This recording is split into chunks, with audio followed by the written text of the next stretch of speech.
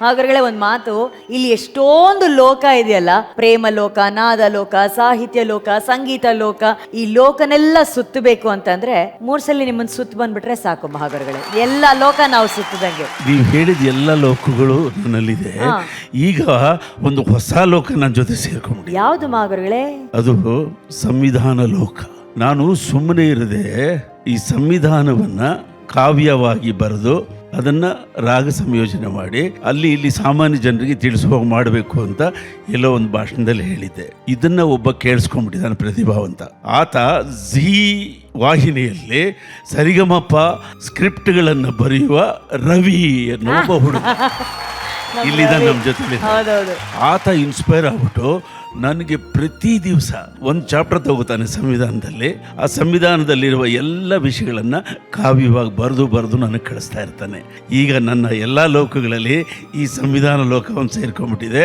ಮುಂದೊಂದು ದಿವಸ ನಮ್ಮ ರವಿ ಇಡೀ ಭಾರತ ಮೆಚ್ಚುವಂಥ ಅತಿ ದೊಡ್ಡ ಕಾವ್ಯ, ಸಂವಿಧಾನ ಕಾವ್ಯವನ್ನು ಕೊಡ್ತಾನೆ. ಆತ ಆತ್ಮ ಜಾತ್ಯತೀತ ಅಂತ ಬರೆದಿದ್ದಾನೆ. ಆ ಮಾತು ಹೆಂಗಿದೆ ನೋಡಿ ವಿಜಯ್, ಏನದು? ಗುರುಗಳೇ, ನಿಮ್ಮ ಪರ್ಮಿಷನ್ ತಗೊಂಡು ರವಿ ಅವ್ರನ್ನ ದಯವಿಟ್ಟು ಸ್ಟೇಜ್ ಮೇಲೆ ಬರಕೇಳಿ. ಬನ್ನಿ ರವಿ ಪ್ಲೀಸ್. ಸರಿಗಮಪ ಕಾರ್ಯಕ್ರಮ, dance Karnataka, dance super queen, ಪ್ರತಿಯೊಂದು ಕಾರ್ಯಕ್ರಮಗಳ ಇಂಟ್ರೊಡಕ್ಷನ್ಸ್, ಬರವಣಿಗೆ, ಸ್ಕ್ರಿಪ್ಟ್ ಎಲ್ಲವನ್ನ ಬರೆಯುವಂತ ನಮ್ಮ ರವಿ ನಮ್ಮ ಮಹಾಗುರುಗಳ ಅಪ್ಪಟ ಅಭಿಮಾನಿ, ಕಟ್ಟ ಶಿಷ್ಯ. ಸಂಗ್ರಹಿಸಿ ಅದು ಬರೆದಿರುವಂತ ಒಂದು ಪುಸ್ತಕವನ್ನ ನಾದಬ್ರಹ್ಮನಿಗೆ ಡೆಡಿಕೇಟ್ ಮಾಡ್ಬಿಟ್ಟಿದ್ದಾರೆ. ಗುರು ಸನ್ನಿಧಿಗೆ ನಮಸ್ಕಾರ. ಅಂದ್ರೆ ಅವರಲ್ಲಿ ಎಷ್ಟು ಲೋಕ ಇದೆ, ಇನ್ನೊಂದು ಕಾಣದೇ ಇರೋ ಲೋಕ ಇದು. ಅದರಲ್ಲಿ ಎಲ್ಲರೂ ಮೂಕ, ಈಗ ಮಾತೇ ಇಲ್ಲ. ಅಲ್ಲಿ 4-5 ಸರ್ತಿ ಭೇಟಿ ಆಗಿದ್ದೀನಿ ಮೇಡಮ್. ಚಿಕ್ಕ ಮಾತು ಆಗಿದೆ ಅಷ್ಟೇ. ಒಂದು ಪುಸ್ತಕ ಮಾಡಬೇಕು, ನನ್ಗಿದ್ ಮಾಡ್ಕೊಡಿ ಅಂದ್ರು. ಅವರೇ ಫೋನ್ ಮಾಡಿದ್ರು, ನಿನ್ ಪುಸ್ತಕ ರೆಡಿ ಆಗಿದೆ ತಗೊಂಡೋಗು ಅಂತ. ಏನ್ ಗುರುಗಳೇ ಇದು ಸಣ್ಣ ಸಣ್ಣ ಕವಿತೆಗಳು ಆಗಲ್ಲ ಇವೆಲ್ಲ ಅಂದಿದ್ದಕ್ಕೆ ಬೊಗ್ಸೆ ಒಡ್ಡಿದ್ರೆ ಅವ್ರು ಸಮುದ್ರನೇ ಕೊಟ್ರು. ಬರೆಯೋದಾದ್ರೆ ಸಂವಿಧಾನ ಬರೆಯೋದ್ರು. ಹೆಂಗೆ ಆಕ್ಟ್ಗಳನ್ನೆಲ್ಲ ಹೆಂಗೆ ಬರೆಯೋದು? ಆ ಸಂವಿಧಾನ ಮಹಾನ್ ದಾರ್ಶನಿಕ ಗ್ರಂಥ ಅದು. ಅದನ್ನ ಬರೆದು ಅವ್ರಿಗೆ ಕಳಿಸಿದೆ. ನನ್ನ ಶಿಷ್ಯ ಅಂತ ಹೇಳ್ಕೊ ನೀನು ಅಂತ ಹೇಳಿದ್ರು. ಯಾರಿಗೆ ಸಿಗುತ್ತೆ ಮೇಡಮ್ ಇದು? ನನ್ನ ಜೀವನದಲ್ಲಿ ಧನ್ಯತೆ ಇಲ್ಲ, ಏನು ಆಗಿಲ್ಲ ಅಂತ ಹೇಳಿದ್ರೆ ಆ ಗುರುವಿಗೆ ಅವಮಾನ ಮಾಡಿದಾಗೆ.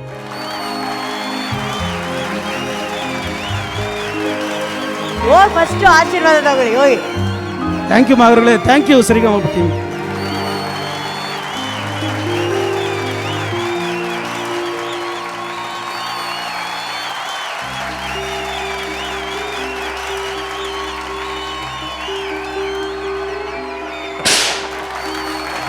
Thank you.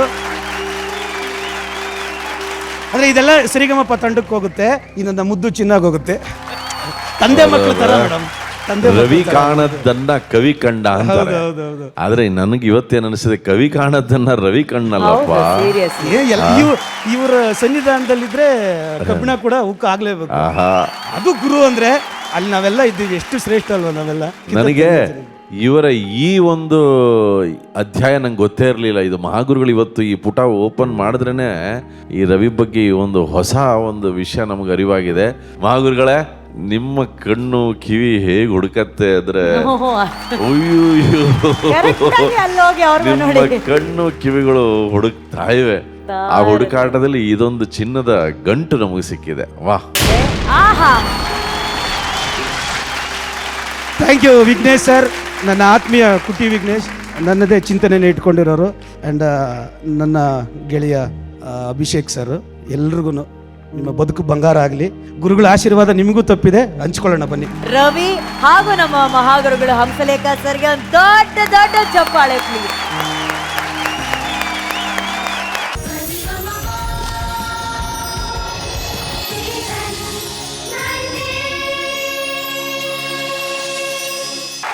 ಬರ್ಲಿ ಚಪ್ಪಾಳೆ ಅಶ್ವಿನ್ಗೆ. ಶಂಕರ್ ನಾಗ್ ಸರ್ ಅವರ ಹಾಡು, ಅದಕ್ಕೆ ಮಹಾಗುರುಗಳ ಸಂಗೀತ. ಅವಾಗ್ಲೇ ಶಂಕರ್ ನಾಗ್ ಸರ್ ಅವರು ಮಹಾಗುರುಗಳಿಗೆ ಫಿದಾಗಿ, ಮಹಾಗುರುಗಳು ನನಗೊಂದು ಸಂಗೀತ ಮಾಡಬೇಕು, ಅದ್ರಲ್ಲಿ ನಾನು ಆಕ್ಟ್ ಮಾಡಬೇಕು ಅಂತ ಹೇಳಿ ಅಭಿಮಾನಿಯಾಗಿ ಪಣ ತೊಟ್ಟು ಹಠ ತೊಟ್ಟಾಗ ಮಹಾಗುರುಗಳು ತಗೊಳ್ಳಿ ನಿಮ್ಗೊಂದು ಹಿಟ್ಟು ಅಂತ ಹೇಳಿ ಕೊಟ್ಟಂತ ಹಿಟ್ಟು ಇದು ಶಾಶ್ವತವಾಗಿ ಉಳಿದಂತ ಹಿಟ್ಟಿದು. ಅದು ನಮ್ಮ ಮಹಾಗುರುಗಳಂತ ಅಂದ್ರೆ, ಅದು ನಮ್ಮ ಶಂಕರ್ ನಾಗ್ ಸರ್ ಅಂತಂದ್ರೆ. VP sir, Ashwin ex extraordinary performance. Thank you. Sir, ಇವ್ರ ಫೋಟೋ ನೋಡಿದಾಗಲೆಲ್ಲ ನನಗೆ ಏನೋ ಒಂಥರ ಎಷ್ಟು ಬಹಳ ವಿಷಯಗಳು ಒಳಗಡೆ ಅಡಗಿತ್ತು. ಕೆಲವ್ದು ಹೊರಗೆ ಬಂತು, ಕೆಲವ್ದು ಬಂದಿಲ್ಲ ಆ ಕನಸುಗಳು. ಬಟ್ ನಿಮ್ಮ ಅವ್ರ ಮೊದಲನೇ ಭೇಟಿ ಹೇಗಿತ್ತು?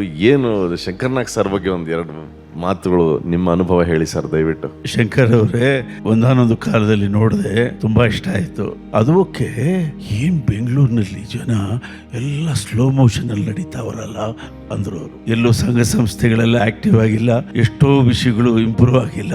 ಬೆಂಗಳೂರಿನಲ್ಲಿ ಒಂದು ರೆಕಾರ್ಡಿಂಗ್ ಸ್ಟುಡಿಯೋ ಮಾಡ್ಕೊಳಕ್ಕಾಗಲ್ವಾ? ಯಾವಾಗೋ ಪ್ರಯತ್ನ ಮಾಡಿದ್ರು ಸರ್, ಆಗಿಲ್ಲ. ನಾವೊಂದು ಮಾಡೋಣ ಸರ್. ಒಂದೇ ಕನಸು ಅಂದ್ರೆ ಇಷ್ಟೇ ವ್ಯತ್ಯಾಸ. ಬಾಂಬೆ ಸ್ಪೀಡ್ ಆಗಿದೆ, ಎಲ್ಲವನ್ನೂ ಹೊಂದಿದೆ, ಬೆಂಗಳೂರು ಯಾಕೆ ಹಿಂಗಿದೆ? ಇದೇ ಅವ್ರ ಚಿಂತೆ. ನಂದಿ ಬೆಟ್ಟಕ್ಕೆ ಹೋದ್ರೆ ಇದಕ್ಕೊಂದು ರೋಪ್ ಹಾಕ್ಬೋದಲ್ಲ. British theatre Kannada theatre blend ಆಗಿಲ್ಲ.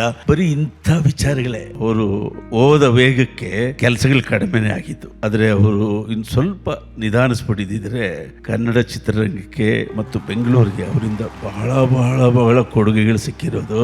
ಇಲ್ಲಿ ರೆಕಾರ್ಡಿಂಗ್ ಸಾಧ್ಯ ಇಲ್ಲ ಅಂತ ನಮಗೆ ಒಂದು ಶಾಪ ಇಟ್ಬಿಟ್ಟಿದ್ರು. ಆ ಶಾಪವನ್ನು ತೆಗೆದ ಮೊದಲನೆಯ ಕಲಾವಿದ ಋಷಿ ಶಂಕರ್ನಾಗ್. ಸ್ಟುಡಿಯೋಗೆ ಬೇಕಾದ ಅಕಸ್ಟಿಕ್ ವುಡ್ಡು, ಯಾವುದೋ ಶೂಟಿಂಗ್ ಹೋದ್ರೆ ಆ ಗ್ಯಾಪಲ್ಲಿ ಹೋಗಿ ಆ ವುಡ್ಡೆಲ್ಲ ಹುಡುಕ್ತಿರೋರು ಅವರು ಕಾಶ್ಮೀರದಲ್ಲಿ. ಹಂಗೆಲ್ಲ ಬಂದು ಕಷ್ಟಪಟ್ಟು ಒಂದು ಸ್ಟುಡಿಯೋ ಮಾಡಿದ್ರೆ ಏನೋ ಟೆಕ್ನಿಕಲ್ ರೀಸನ್ಸ್ ಒಂದು 2-3 ಸಾಂಗ್ ಮಾಡಿದ್ರು, ಒಂದು ಪಿಕ್ಚರ್ ಮಾಡಿದ್ರು, ಅದು ಫ್ಲಾಪ್ ಆಗೋಯ್ತು.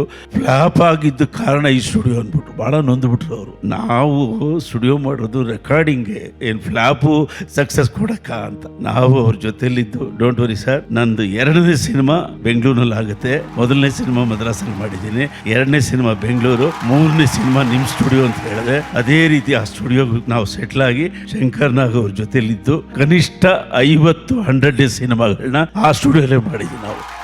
ಈ ಹಾಡುಗೆ ಬಿಲ್ ಎಷ್ಟ ಜನ್ಯ ಗೊತ್ತಾ? ಜನ್ಯ 7,500 ರೂಪಾಯಿ. ಅಂದ್ರೆ ಪ್ರೊಡ್ಯೂಸರ್ ಹತ್ರ ದುಡ್ಡು ಕಡಿಮೆ ಇತ್ತು, ಆರ್ಕೆಸ್ಟ್ರಾ ಹಾಕಕ್ ಶಕ್ತಿ ಇಲ್ಲ. ಡೋಂಟ್ ವರಿ, ನಾವು ಮಾಡ್ತೀವಿ ಬಾ ಅಂತ ಹೇಳಿ ಏನ್ ಬೇಕೋ ಅದಕ್ಕೆ ಮಾಡಿ, ಬರವಣಿಗೆಯಲ್ಲಿ ಭದ್ರ ಮಾಡಿ, ಟ್ಯೂನಲ್ಲಿ ಭದ್ರ ಮಾಡಿ ಆಡಿಟ್ ಮಾಡ್ಬಿಟ್ವಿ. ಹೀಗೆ ಕನ್ನಡದಲ್ಲಿ ಇದನ್ನೆಲ್ಲ ಉಳಿಸೋದಕ್ಕೆ ನಾವು ಏನೇನು ಕಷ್ಟಪಟ್ಟು ಅದಕ್ಕೆ ಸ್ಫೂರ್ತಿ ಶಕ್ತಿ ಮಿಸ್ಟರ್ ಶಂಕರ್ನಾಗ್ ಅವ್ರು ಇದ್ದಿದ್ರೆ ನಮಗೆ ಕನ್ನಡದಲ್ಲಿ ಮಣಿರತ್ನಂ ಅವ್ರನ್ನ ಮೀರಿಸ್ತಾ ಇದ್ರು. ಅವರು ಬೋರ್ಡ್ ಹಾಕೊಂಡಿದ್ರು, to finish you job first begin ಅಂತ. ಕರೆಕ್ಟ್. ಇವತ್ತು ಸೆಲೆಕ್ಷನ್ ಫಸ್ಟ್ ಕ್ಲಾಸ್ ಆಗಿ ಮಾಡಿದ್ಯಾ, ತುಂಬಾ ಚೆನ್ನಾಗಿ ಹಾಡಿದಿರುತ್ತು. Thank you sir.